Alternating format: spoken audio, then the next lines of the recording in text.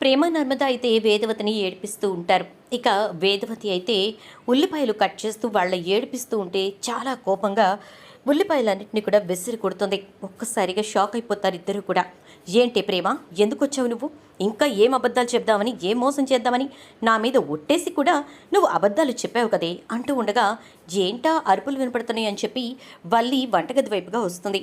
అక్కడ వేద అక్కడ వేదవతి అటు ప్రేమని ఇటు నర్మదని అరుస్తూ ఉండడం విని ఒక్కసారిగా చాలా సంతోషంగా ఎగురుతూ ఉంటుంది. ప్రేమ అయితే నేను చెప్పేది వినత్తయ్యా, దయచేసి ఒక్కసారి విను అంటే ఏం వినాలి నీ మాట విని నేను బావుకున్నదేంటి? అందరి ముందు నేను ఒక పిచ్చిదాన్ని అయ్యాను.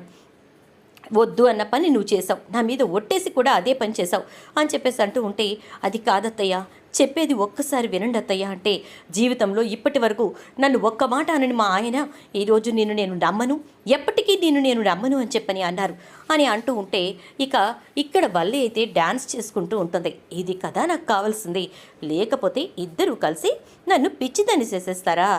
మీరిద్దరే కలిసి అత్తయ్య గారి దగ్గర మార్కులు కొట్టేసేస్తారా? మీకు బాగా అవుతుందిలే అని చెప్పని అనుకుంటూ ఉంటుంది. ఈలోపు వేదవతి అయితే నర్మద వంక చూస్తూ, నువ్వు అస్సలు నాతో మాట్లాడొద్దు, ఎందుకో తెలుసా?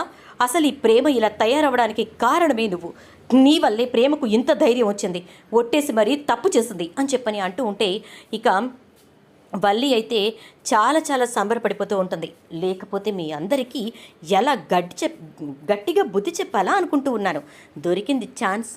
ఇంకా దీంట్లో కాస్తంత ఆర్జ్యం పోస్తే మొత్తం అంతా అంటుకుపోతుంది అని చెప్పేసేసి ఇక వల్లి అనుకుంటూ ఉండగా, నర్మద అత్తయ్య దయచేసి నన్ను క్షమించండి, అసలు ఏం జరిగిందో వినండి అంటూ ఉంటే, వినను, నాకు వినాల్సిన అవసరం అయితే లేదు, నేను ఎంతో నమ్మిన నా కోడలు నన్ను మోసం చేసింది అంటూ ఉంటుంది వేదవతి. మరి నర్మదా ప్రేమ ఇద్దరు జరిగింది వేదవతికి చెప్పగలుగుతారా? వేదవతి వింటుందా?